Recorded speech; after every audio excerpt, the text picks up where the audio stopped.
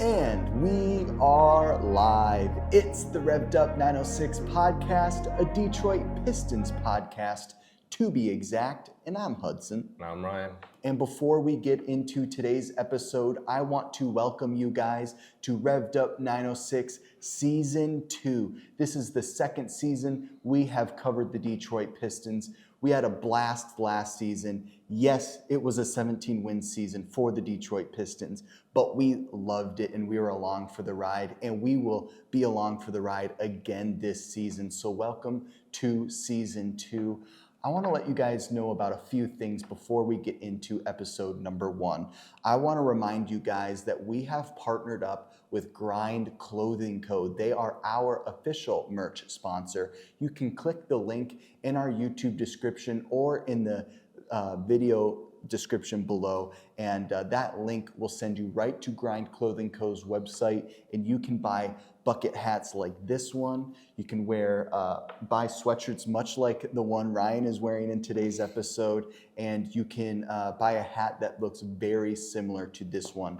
And that's just last season 1 merch drop. We have a new merch drop coming very, very soon, so be out on the lookout for Season 2 merch drop. We have all kinds of different designs and colorways and clothing options, so be out on the lookout. We're very excited for you guys to get an inside look at the brains of the Revved Up Boys and to see what we came up with. It's very exciting. And so make sure to rep your favorite Detroit Pistons podcast, Revved Up 906. I also want to make sure you guys like and subscribe, because now that we are coming into this new Detroit Pistons season, we are bringing you all kinds of Pistons content. So make sure to hit that subscribe button so you're along for the ride. We are very quickly going to be introducing Revved Up recaps back onto the channel because the season is in full effect, and we are going to hop on Zoom after every Detroit Pistons game and talk about what went wrong, what went right, and talk about the stats and talk about the key players of each game. So make sure to like and subscribe so that you guys are right here with us. Also, there's an arrow button right below this video, and you can click that arrow button to share this podcast with all your friends and family and acquaintances or followers. You can press that share button, post it to your Snapchat story or to your Facebook page, or share it to friends on Instagram. So make sure, if you enjoy our podcast and you think others that you know will also enjoy it, hit that share button, because we're just now making a splash in the Pistons community, and we want to continue to do that, and the wider reach we have helps. So thank you guys for sharing and liking and subscribing. Without further ado, let's kick off season number 2 with a great episode. Episode number 1. We're going to talk about the positives and negatives of Jaden Ivey coming off the bench. And a reason we want to talk about this is because Monty Williams recently addressed the media and said that he wants to keep the best players out on the court during the most amount of time as possible. And to make that a possibility, Jaden Ivey just might have to come off the bench. And during the preseason, we've seen him come off the bench and make a splash. So we want to talk about as far as how he can develop coming off the bench, what kind of a role he will handle coming off the bench, and then, of course, the positives and negatives. Ryan, kick us off. All right, so usually what this means by Monty, you look back at his time in Phoenix, you had Cam Johnson in that situation, right? Cam Johnson would have been in this situation that we're in with Jaden Ivey, would have been Jaden Ivey. Cam Johnson could have easily started for every team in the league, hands down. He easily started for the Suns here and there, but his role was more of coming off the bench with the second unit. Even though he could be a starter, it's always a positive to have a guy that can just bring you instant offense, bring you explosive defense, just be everywhere, and it's a good thing to have. Jaden Ivey coming off the bench, there would be it would kind of suck, honestly, because you have last year, the expectations were like, okay, this dude's a stud. Like we're watching the next D Wade. Yeah. And he's just lightning in a bottle, and he's taken off. He struggled at times. He had some moments, but he had some like really good flashes where it's like, okay, Jaden Ivey, rookie of the year. But it was just one of those seasons, right? And then you come into this offseason and you have all the moves in acquiring Monte Morris, Joe Harris, etc. You bring in all these guards, and then you're kind of throwing around the question of like, what happens to Killian Hayes? Yeah. But it does affect Jaden Ivey too in that situation, and I mean it would affect every guard on the team. It's not affecting Cade, but it would affect every guard on the team and every player on the team during the rotation in that perspective. But there is a positive to having Jaden coming off the bench, and I really think it comes down to like, think about it, like the second unit obviously isn't the best unit. It's not composed of the best players in the league, because if that was the case, they'd be out there starting every night. So when you have a second unit that isn't necessarily great, you make that substitution, they go in there, but then you have Jaden Ivey, who could easily start in the league, go in there, and you have a backup two guard defending Jaden Ivey. Like, what are you going to do in that situation? Yeah. Jaden Ivey is pretty much a starter going up against a second unit. He's going to go to town, and I think that's a great positive. It might help him to slow down his game even more, allow him less pressure in turning the ball over. You saw last year he would have games where he'd have 5 turnovers a game. He had a game where he had 9 turnovers. That's awful. But I really think this is a good move. It'll suck seeing him in the second unit because we want him to start as Pistons fans. But you have to think about the mindset of why not have the best unit on the court at all times. Yeah, and I don't know if anybody else has noticed this in the preseason, is we've seen Jaden and Cade kind of play alongside each other at points this preseason. And it seems to me when watching those games, Jaden can't or hasn't found his place yet alongside Cade. And after seeing that, I'm not necessarily sold that they should be playing the same minutes on the court, because Jaden last year, a lot of the time, was the ball handler and could take his shots when he wanted and could run the offense the way he saw fit. We also saw that at Purdue during his time, that if he wanted to be the primary ball handler, he could take on that role when he wanted. But now that Cade's back, Jaden seems to kind of be uneasy within the offense and not sure where to go. And if we see him come off the bench this season, that's going to give him kind of the role he had last year. Yeah, he's going to be playing alongside Killian Hayes, Monte Morris, but when you're in the second unit, you have a lot more freedom to move with the ball and take shots when you want to take them. And I think we might see him thrive if you give him the freedom to do what he wants with the ball. Yeah, and honestly, even with Cade and the two of them together in a lineup, I don't think that's a bad thing. You look at his time in Purdue. You mentioned when he wanted to take the opportunity to be to have the ball in his hands at all times. He took it. But you also had him at Purdue being fine just taking, I guess you could say, the leftovers of the offense. He was fine just cutting and just doing everything he could to win. And I think he'd be like that this year, even with Cade in the lineup. I think as I mentioned the last couple of episodes there, like, Cade is an elite player. Elite players build up teams. Like, I made the reference to Chris Paul and Oklahoma City Thunder there. Yeah. They were not supposed to make the playoffs that year. And he walks in, he's an elite player. What happens? They make the playoffs. It happens. Like, you have the Brooklyn Nets, right? They have these perimeter all-time all-stars, James Harden, Kyrie Irving, Kevin Durant, can't win. When it's just Kevin Durant, they can win. And I'm not saying that one guy is better than 3 or anything here, but when you have an elite player in Cade Cunningham, no matter who is in your offense, you're going to have success. And no matter who's in your defense, you're going to have success. It's just one of those things that elite players just build up teams. And I think even with them in the lineup together, I think we could see sparks fly, like literally, just in the sense that majority of the teams are going to watch out for Cade, realistically. Yep. Cade is going to be the go-to guy I'm just scouting him. I'm watching him this entire time. We're putting our best defender on him because Cade can do just about anything. You saw in the U.S. select team going up against Team USA this past summer, you had Cade playing a Luka Doncic type role, and Team USA couldn't even handle him. And it's like, if they can't handle him, and granted, we did not place very highly in FIBA this year. We were not good. When your best player is Austin Reeves, that is not a good thing. I love Jaren Jackson Jr. though, I do.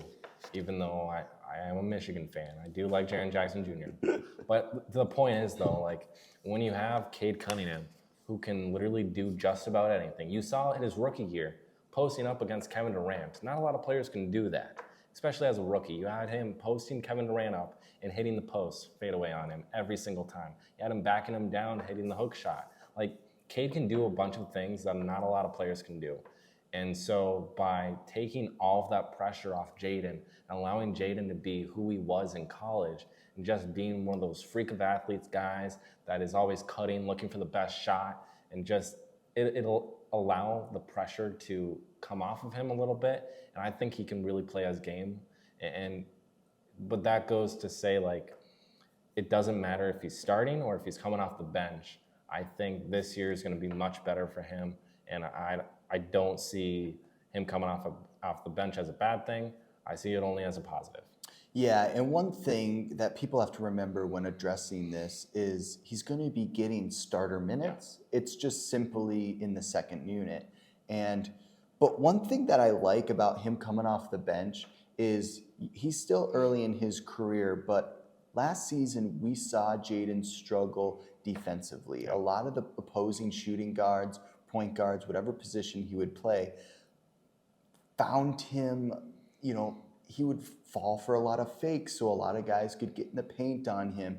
He's good in transition defense, but as far as opposing teams going through their offense, Jaden could kind of get exposed at times. Yeah. So if he's going to be a stellar offensive threat but struggle defensively, that's okay. That'll be okay in today's NBA. And if he's going up against second unit players, that's only going to help him develop slowly his defensive prowess and to get focused and in the right of mind on the defensive side of the game. And playing against second unit guys are going to be able to him develop some of those skills. Yeah, it's really going to expose the defense from the opposing team, realistically. Second units, historically speaking, there's not a lot of great ones. Just as an example, the Houston Rockets last year, they were awful. Granted, the whole team was awful. Yeah. But we are not Houston Rocket fans. Not. We cannot stand the Houston Rockets.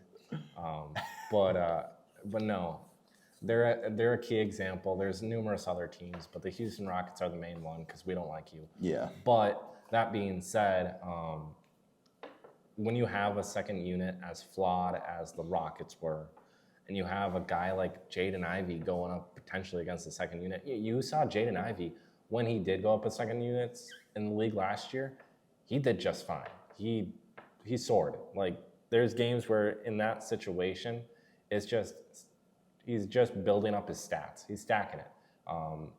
He had multiple games this past year where he had 30-plus points. Mm-hmm. And you're going like, what the heck? Why aren't you doing this every single night? But you realize when you break down the minutes and when he's actually in the game, you see that a lot of the time he was actually going up against second units.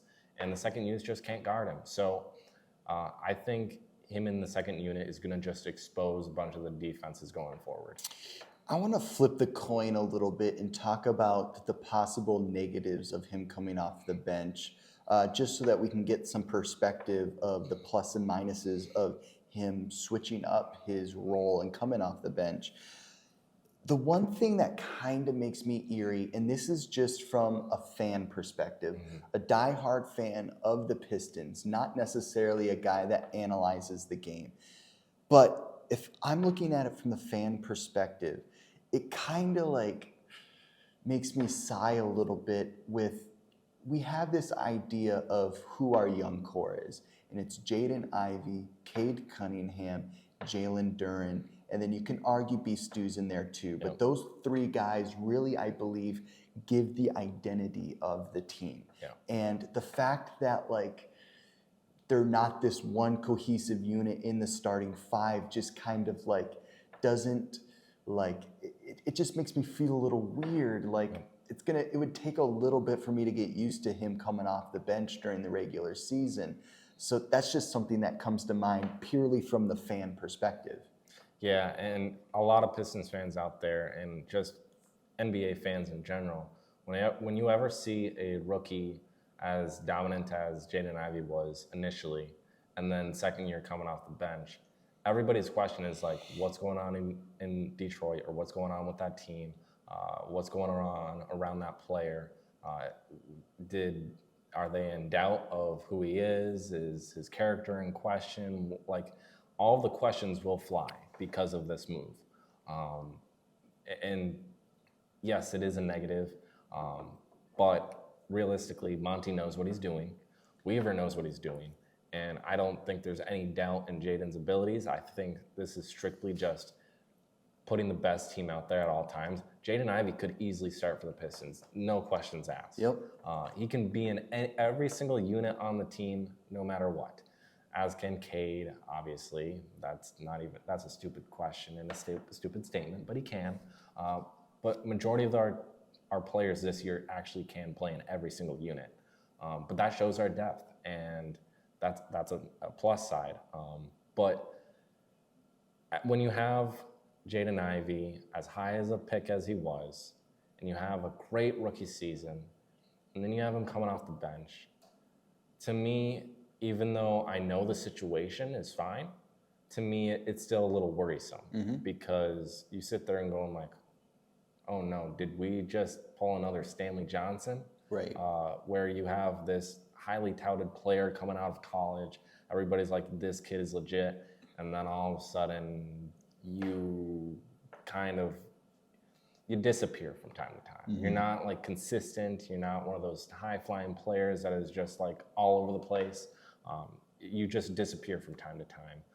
And I'm a little afraid that by throwing Jaden Ivey in the second unit, which could bolster his game, could also damper it in the sense of the playing time that he had last year, he was playing like 20 to 25 minutes a game every single night.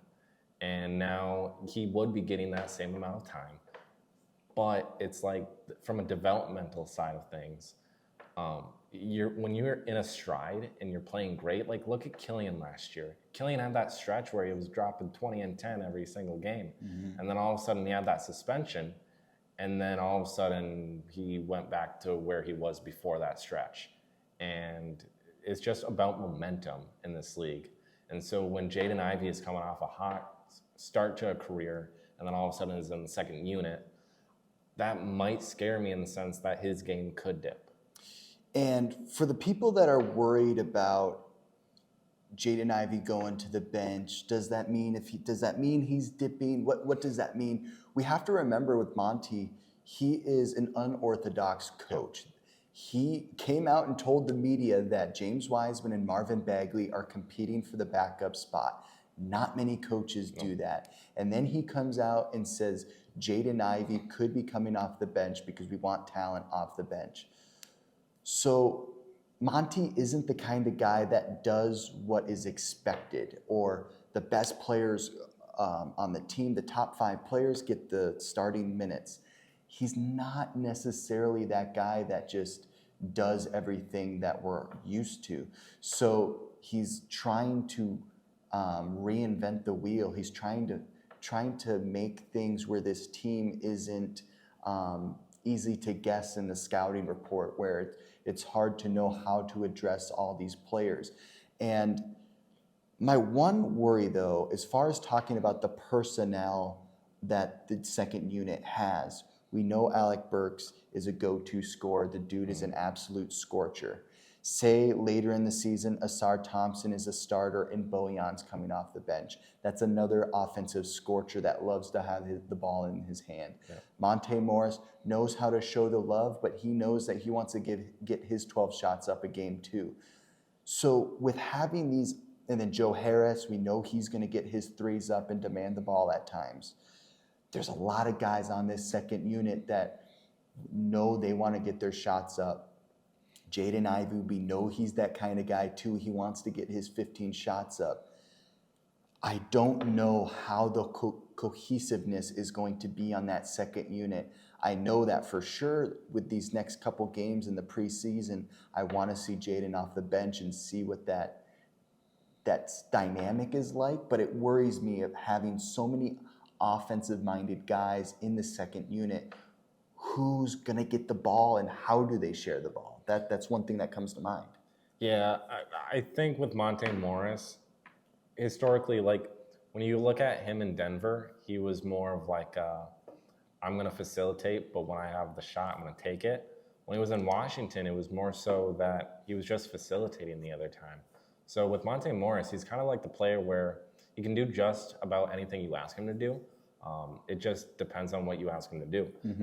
And that's kind of like the mindset with in years past of different players that have come through the Pistons organization as a whole. And you have like guys like Rodney McGruder, right? He doesn't ever see the floor, and then all of a sudden last season he sees the floor and he's everywhere. He's doing every little thing. He's working his tail off. You have guys like Eugene Omoruyi, who normally wouldn't have made a roster, but he was out there working his tail off consistently, diving after every loose ball. But there's these guys that they do what they're asked, and that's their bottom line. I'm in this league to do whatever it takes to win, and if that means I just stop shooting the ball like I would want to, and I just be a true facilitating point guard, I guess I have to do that. And that's what I think Monte Morris is. I think that addition, yes, he is an offensive juggernaut, but I really think it was more of like bringing another playmaker into the game, into the rotation. And then you have Alec Burks, who can drop 60 probably whenever he wants. He had that 60-point game with the New York Knicks there a couple of years ago. He's had numerous highlights within his career thus far, and he's one of those guys that, like, even in the preseason, from what we've seen so far, and then even last season, like, he's hitting that shot every single time. No matter if there's a defender closing him out or not, if there's a hand in his face, he's hitting that shot. That's just who he is. And so I really, from watching Alec Burks last year with Jaden Ivey and the whole squad, it seemed like Alec Burks was going to take the shot if he absolutely needed to, because like the shot clock was expiring. Otherwise, he was not forcing the shot up. He was looking for the opportunities for others. I think that's going to help Jaden Ivey out. You look at Bojan Bogdanovic potentially being in the second unit. We made comment in numerous recaps that Bojan was taking opportunities away from Jalen Duren, James Wiseman, Marvin Bagley, etc. He was just taking away these opportunities to key young players on our team that we just wish we would have seen our young players excel a little bit more because of that. And we saw Bojan force up shots from time to time. Like, it's like a shot you shouldn't be taking, and he's just shooting it. Granted, we had a horrible record last year. We were not good. We only won 17 games. That is not good. So in that sense, Bojan, take whatever shot you want. But now we're in the position of we have depth. We have dogs on our team. We have guys that are going to work their tails off. And realistically, if he is in the second unit, which I doubt he is, at any point in time, I think truly the starting lineup going into the season is Cade at the 1, Asar at the 2, Bojan at the 3, and then probably Isaiah Stewart at the 4 and Jalen Duren at the 5. I really think that's the starting lineup going forward right now, just because, like, obviously you got to have the best defensive player on the court at all times, and Asar Thompson, and then Bojan's a great three-point shooter. You got to have the three-point shooting there. But the point is, like, these guys that we added in this year, I think they're complementary players to Cade Cunningham, Jalen Duren, James Wiseman, Marvin Bagley, Jaden Ivey. I think they're complementary guys to everybody on this team. I think they're just going to work very well together. One thing that I was thinking about too, as far as talking about Jaden Ivey coming off the bench, where do you think his mindset is at as far as coming off the bench? Because we know a lot of NBA players have egos or maybe want to have the fandom of being a starter. But we saw him in interviews this offseason say that the Pistons are in go mode, that they want to win now. And it kind of makes me iffy, like, with his thought of wanting to win now, I would think that he's bought into Monty and will trust Monty in being okay with coming off the bench. But where do you think Jaden's head at is as far as coming off the bench? Honestly, I think he's fine. When you look back to when he was drafted by us, he made the comment, like, I wanted to be in Detroit. Like, there's not a lot of players out there going, like, I want to be in Detroit, especially on draft night. And it's hard for us to even get free agent signings from time to time. This is a different Detroit team, though. We have Weaver at the helm. He's doing a great job. But the mindset is with Jaden Ivey, I think truly that because he wants to be in Detroit, I think no matter what role he's in, he's fine. You look at, like, the Lions. Like, you have Craig Reynolds, who had an amazing block on Sunday against Tampa Bay. Like, he hadn't seen the field really that much before that game. Because David Montgomery went out with a rib injury. Hope he's okay. But you have that situation where you don't get a lot of playing time, and then all of a sudden you're in the game. And granted, this is a totally different situation because Jaden Ivey is going from being in the starting lineup to still getting starter minutes, just coming off the bench. It's a totally different situation. But the mindset is, like, I think he's fine with it because he's like, okay, I can put on a show and expose these teams. Like, I don't care who's in front of me, I'm going to expose them. Like, he's had so many, like, just ankle-breaking crossovers in preseason thus far. And I'm going, like, holy crap, Jaden Ivey, you don't want to expose him too much here. But no, I think he's fine. He really has that, like, I don't care what it takes to win, I'm just going to do it. I think that's what his mindset is, and I love that about him. Make sure to comment below what your thoughts are on Jaden Ivey coming off the bench. Do you think Monty Williams is insane? Do you think that it's a smart move? Let us know where your thoughts are at. We would love to know. I want to talk about opposing Eastern Conference teams' backup point guards and who Jaden Ivey and Monte Morris might be facing in a lot of the games they're going to be playing this season. And I first broke down the division teams, like teams in our division that we're going to for sure play 4 or 5 times in a season. So I'm going to list off the 2 duos that we're going to go up against in our duo, and let me know if we would win that debate or not. Right. So with the Chicago Bulls, we see Kobe White and Javon Carter. And then you put up against them Monte Morris and Jaden Ivey in their second unit. Game over. Game over. Yeah. We're going to win that battle every single time. Yeah. Kobe White, amazing career in North Carolina. But, dude, you're an average NBA player. Yeah. And Javon Carter, I loved you in Phoenix. But now it's like, Milwaukee. You were great in Milwaukee, but I don't know if you're going to do that in Chicago. Yeah.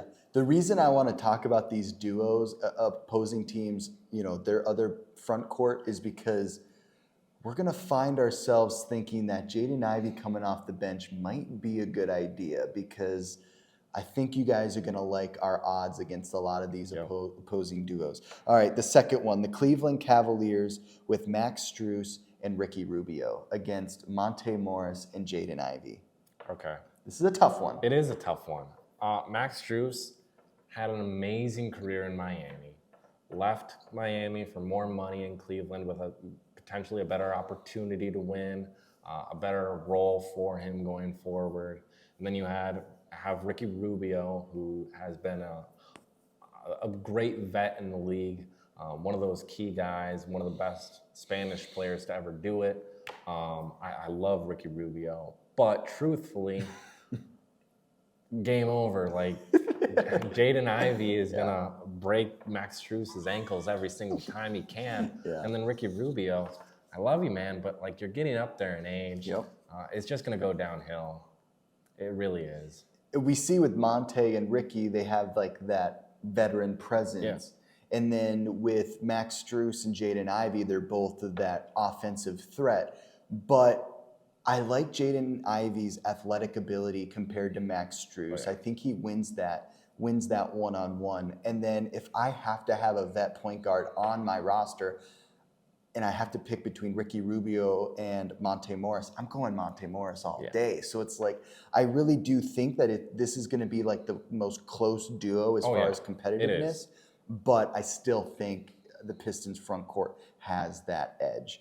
The next team I want to talk about, which we don't really like this team right now because they're ranked higher in the power rankings than the Pistons for really no good reason. The Indiana Pacers with TJ McConnell and Andrew Nembhard versus Monte Morris and Jaden Ivey. Okay, Andrew Nembhard is a beast. I like him a lot.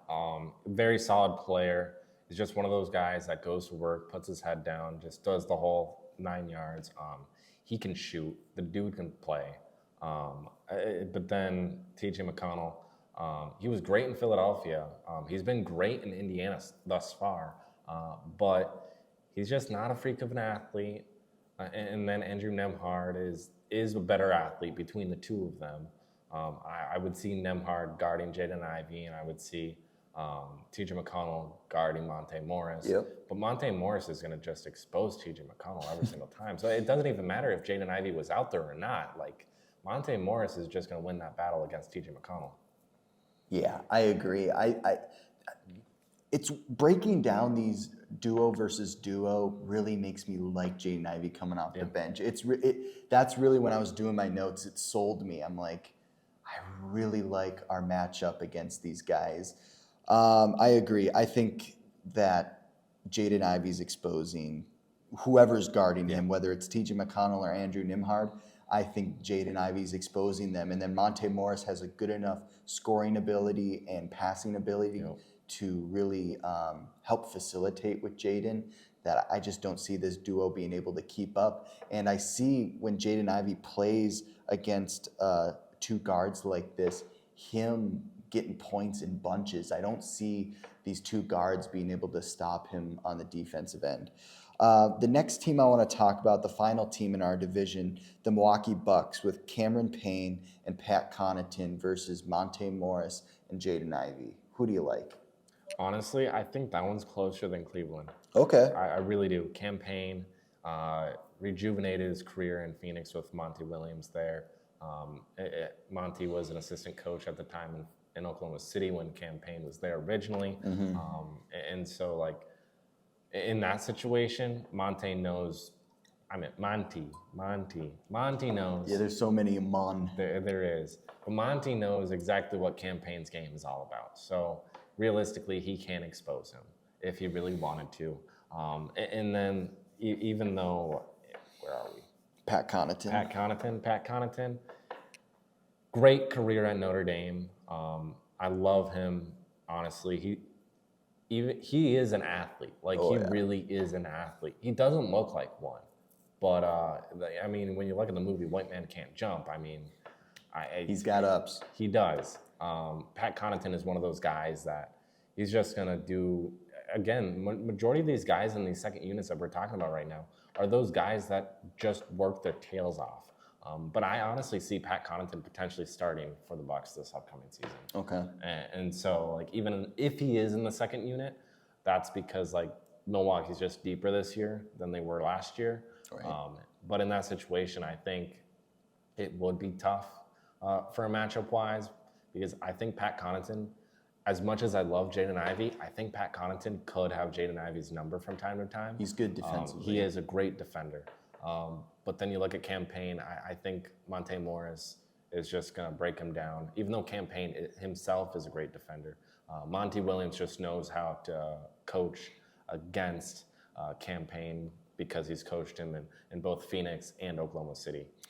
The next team I want to break down as far as opposing guards that Monte Morris and Jaden Ivey could be going up against, the Orlando Magic. They're a team that I wanted to talk about because they're kind of at the same point as far as the rebuilding or the restoring of their team. Very young, much like the Pistons.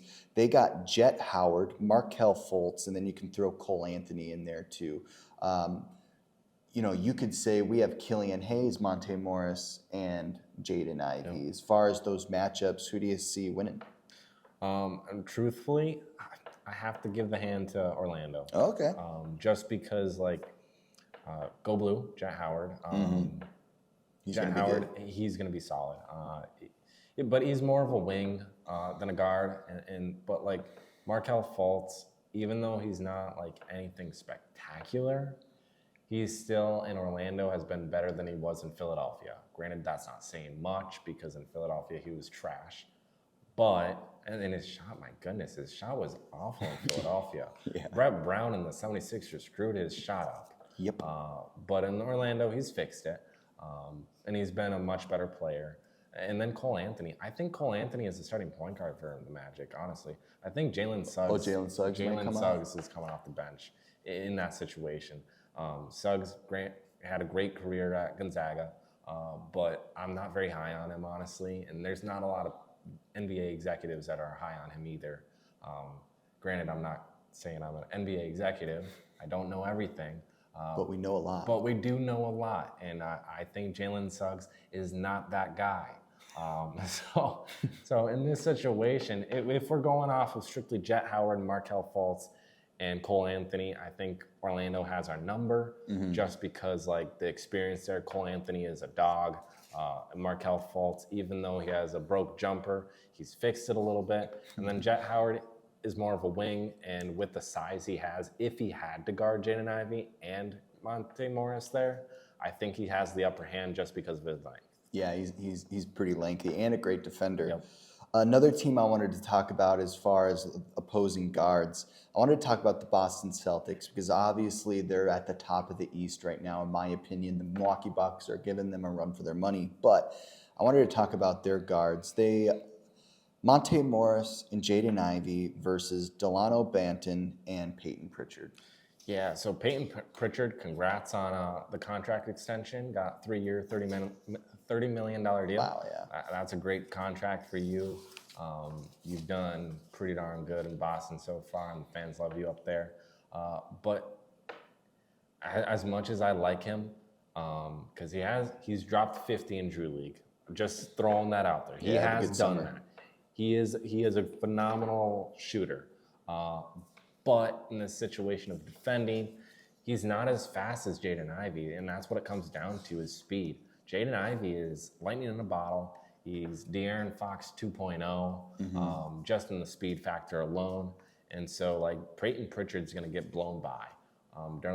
Delano Banton there, he's a very solid player himself. But Monte Morris is an experienced vet point guard in the NBA. He's done his time. He knows how to expose opposing defenses. Therefore, I think in that situation, going up strictly against those guys alone, I think we have the upper hand. But if you're going to throw in the other pieces in the second unit, I think Boston, it's going to be a close call.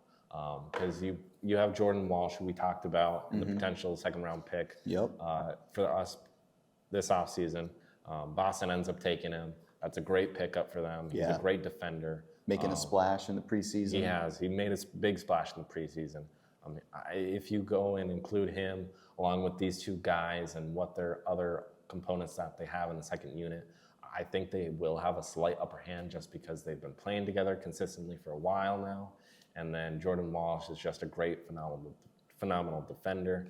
And just in that situation, I think we'd get the loss. But if we were going strictly up against the guards, I think we get the win. So we broke down and talked about what possible opposing guards Jaden Ivey could face. And in a lot of the cases, we liked Jaden Ivey and Monte Morris against a lot of these opposing second units. So a lot of positives and negatives as far as Jaden Ivey coming off the bench. Overall, any final thoughts for today's episode? Where do I start? Jaden Ivey is going to be just fine. It doesn't matter where you throw him in the lineup; he's going to have success. That's the kind of player he is. Yeah. I have no doubt in my mind that if he goes out there and just is mid, I don't think there's an issue still. I think you had games last year where he had 7 points, or he had a game where he had 1 point, but then the next night out he dropped 30. Next week, 15, 12, 18, 32. yeah, he may be inconsistent and consistently getting 18 to 20 points every single night out there. Yeah. But he's still going to work his tail off, and he proved that to us last year. And I think he's going to prove that again to us this year. That will do it for episode number 1 of season 2. We will see you guys in the next episode. Peace.